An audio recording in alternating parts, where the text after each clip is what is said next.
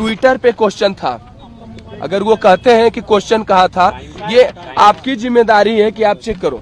Twitter वाला सब नीचे हल्का कर लीजिए, सोनू राज नाम का लड़का जो है ट्विटर पे डाला, अब वो डिलीट कर चुका है। ये 13 दिसंबर को ही डाउनलोड किए हम लोग। उस समय लिंक भी था हमारे पास, अभी लिंक नहीं है।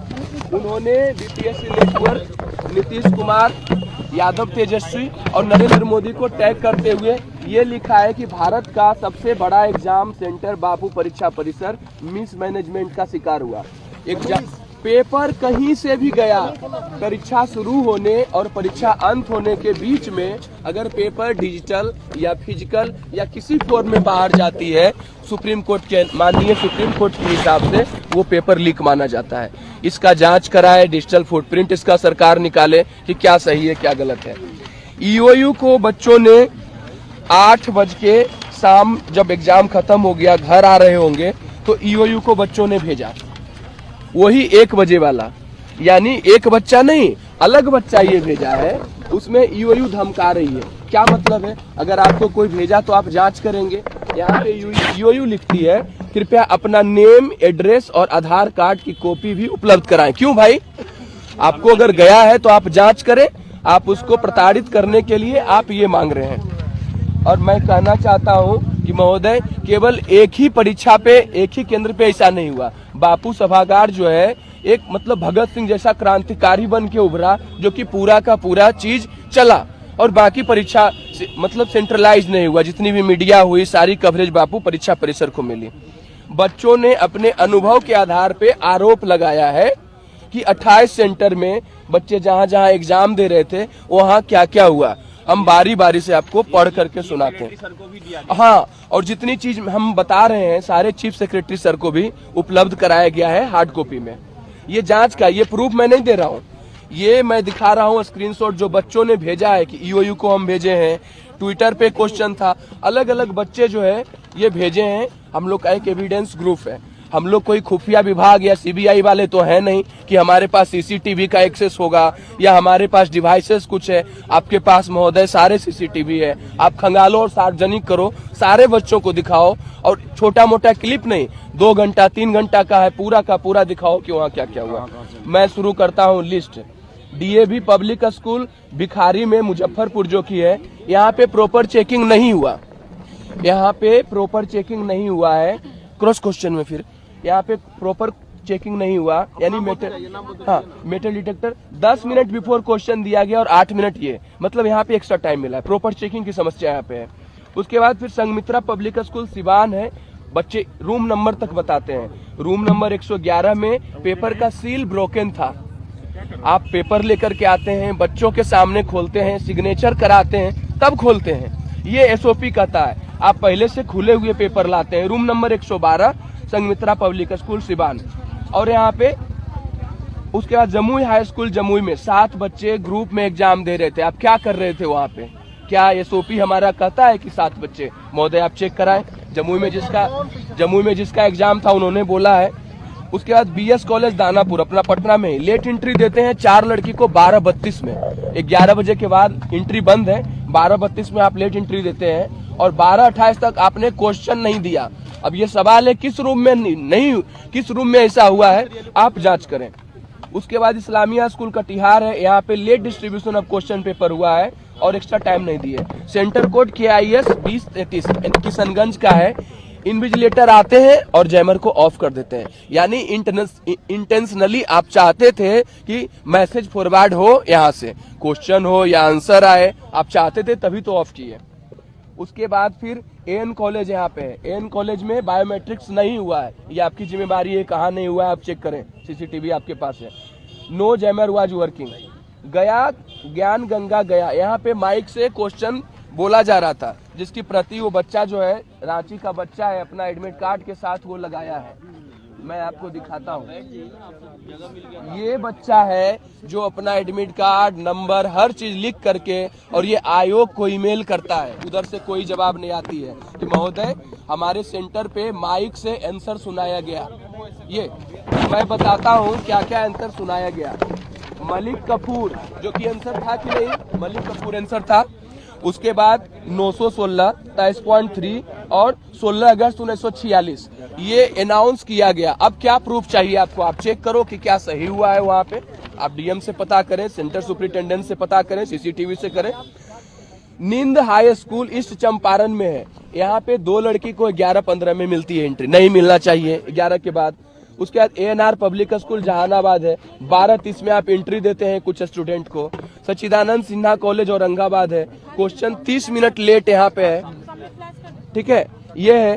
उसके बाद मिलेट आरएमजी कॉलेज है बेगूसराय, 11:30 में कुछ ऑफिशियल यहाँ पे आते हैं, जैमर को ऑफ कर देते हैं, 11:30 में जैमर को ऑफ करते हैं। उसके बाद मिलेट कॉलेज दरभंगा है, 10 स्टूडेंट जो है गैलरी में बैठ के एग्जाम दे रहे थे, रूम में नहीं, गैलरी में एग्जाम बैठ करके दे रहे थे और उस समय क्योस पैदा हुआ, हल्ला हुआ। जिला स्कूल मोतिहारी टीचर जो है स्मार्ट वॉच पहन रहे थे और मोबाइल फोन भी वहाँ पे चोरी करा रहे थे। स्मार्ट वॉच से 2 बच्चों को चोरी करा रहे थे, जबकि टीचर और इन्विजिलेटर को भी नहीं जाना है पहन करके स्मार्ट वॉच। टीपीएस कॉलेज,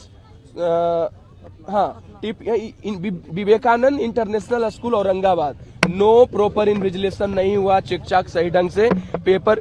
उसके बाद क्योस हो गया, 1 बजे के आसपास हल्ला हुआ वहाँ पे, ठीक है। उसके टीपीएस कॉलेज पटना में 1 स्टूडेंट जो 1 बजे एंट्री मारता है, ऐसा क्यों उस स्टूडेंट को एंट्री लेने दिया। Kosi college Khagaria, a boy entered examination hall wearing a smart watch, ये हुआ।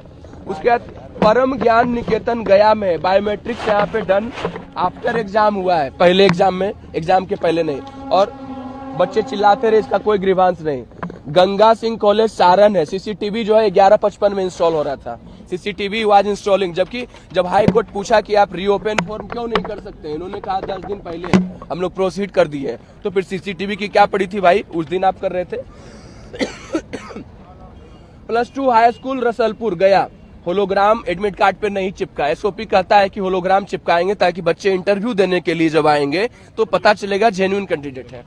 आप चेक करें किस रूम में हुआ। BDM public school Patna, question paper was given 10 minute late और एक्स्ट्रा टाइम नहीं। Senior secondary school Rohtas, some student sitting and giving exam in office, office में कुछ बच्चे पेपर दे रहे थे। आप चेक करो क्या हुआ है। Jhunjhunwala Adarsh Balika high school Bhagalpur, student giving exam in group, no interference from invigilator, invigilator को रोकना चाहिए अगर बात भी कर रहा है तो। रामेश्वर सिंह महाविद्यालय मेरा सेंटर, वहां पे 3 बार लाइट कटा है, लाइट जैसे ही कटेगा जैमर ऑफ होगा, मैसेज जाने के लिए 2 से 3 सेकंड काफी है, और लास्ट टाइम जो कटा है 4 से 5 मिनट से ऊपर लाइट कटा है, यानी आप जानबूझ के काट रहे थे। अगर कट भी रहा था तो आपके पास बैकअप क्यों नहीं था? 1200-1800 रुपया फॉर्म का आप ले रहे हैं और आपके पास एक बैकअप नहीं है। संत जोसेफ नवादा, क्वेश्चन कम विदाउट, मतलब पूरा का पूरा सील नहीं था। उसके बाद फिर राजकीय उर्दू उच्च माध्यमिक विद्यालय वेस्ट चंपारण, यहाँ पे भी होलोग्राम नहीं दिया गया, नो प्रॉपर बायोमेट्रिक्स भी नहीं हुआ। उसके बाद सुगरा कॉलेज नालंदा, सिक्योरिटी में फॉल्ट हो रहा है चेकिंग में, एक गर्ल आती है जो कि पेंसिल से भर रही है। तो ये हम लोगों ने आरोप लगाया। और हाँ, इस चंपारण में बहुत से सेंटर पे मेटल डिटेक्टर नहीं थे। जितने भी अब इसमें एक चीज उठता है कि इसके बाद जैसा कि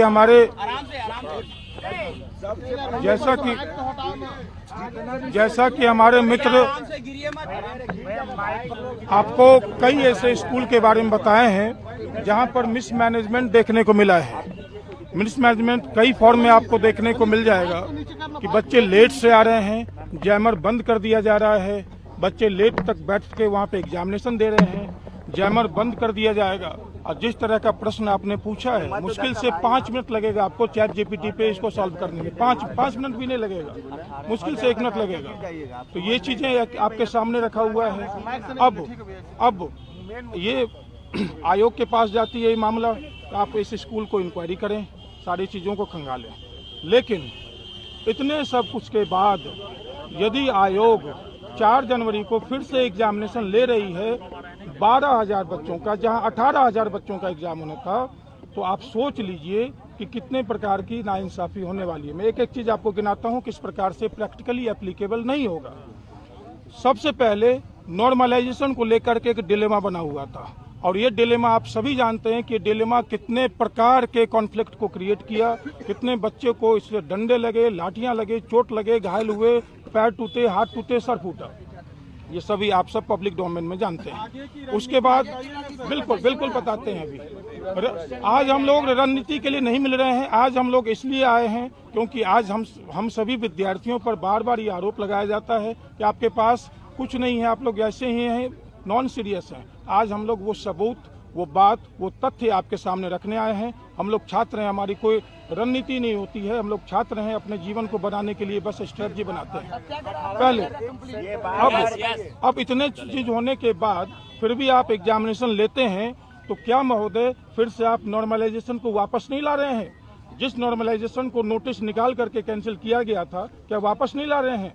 लेकिन इसके बाद जब ये फिर से पब्लिक डोमेन में क्वेश्चन जाने लगा, आपने एक नया शब्द फिर से उछाला है, स्केलिंग का एक नया शब्द है केवल, जिससे अन्य different type of conflicts create होने वाला है। जैसे मैं आप सबों से एक प्रश्न पूछूं कि भारत की राष्ट्रपति कौन है, आप आसानी से देख लेंगे, 4 ऑप्शन में आता होगा, आंसर दे देंगे आप। और इसी में दूसरे सेट में मैं क्वेश्चन पूछ दूं, क्योंकि हमें, मेरे दिमाग में क्या चल रहा है कि मुझे राष्ट्रपति से रिलेटेड क्वेश्चन पूछना है।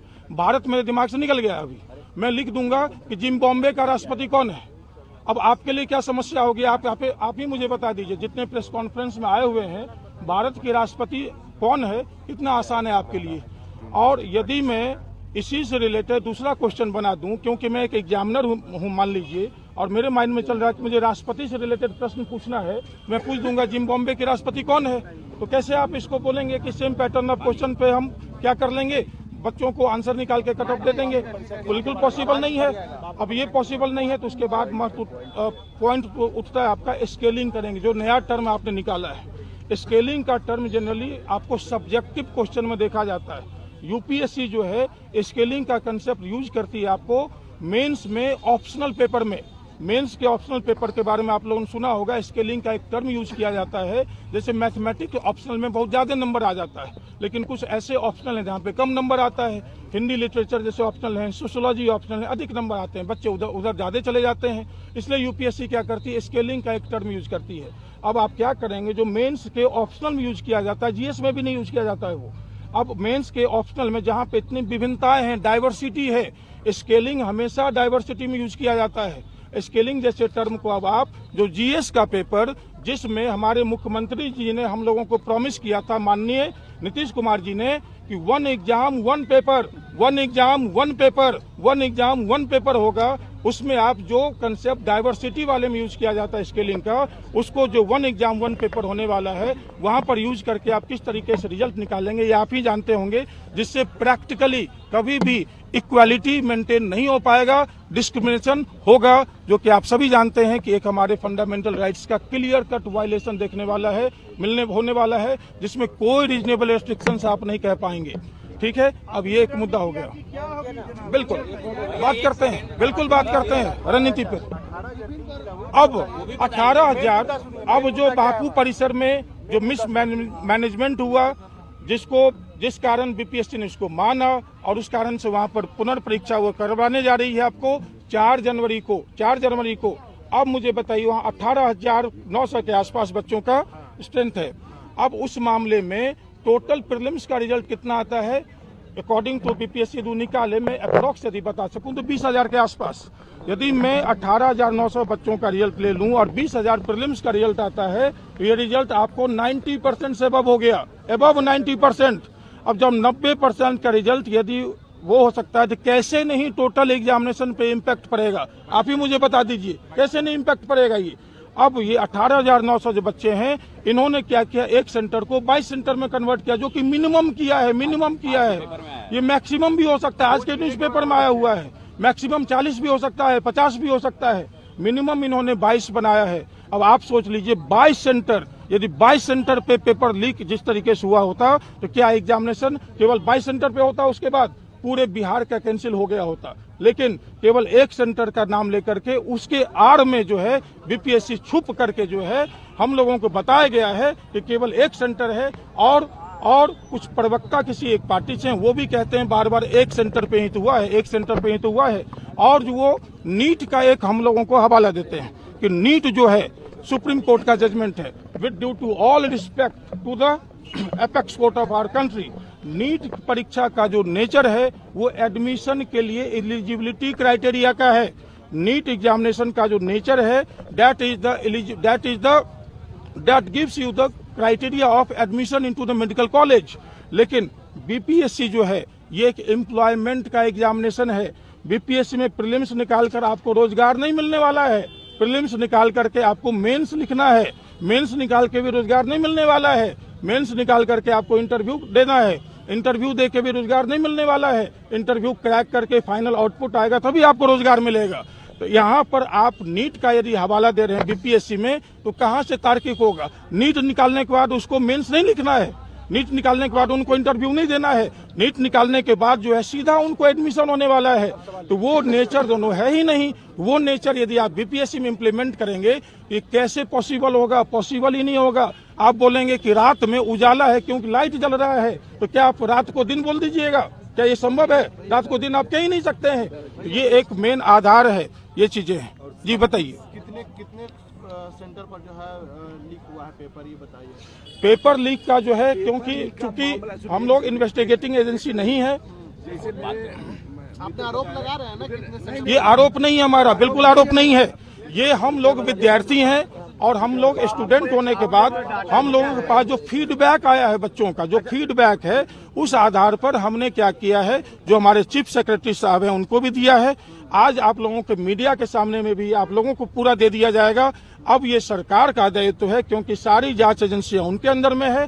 अब तक उनको जांच चूंकि करा लेना चाहिए था, लेकिन काफी समय उन्होंने बिता दिया इसमें।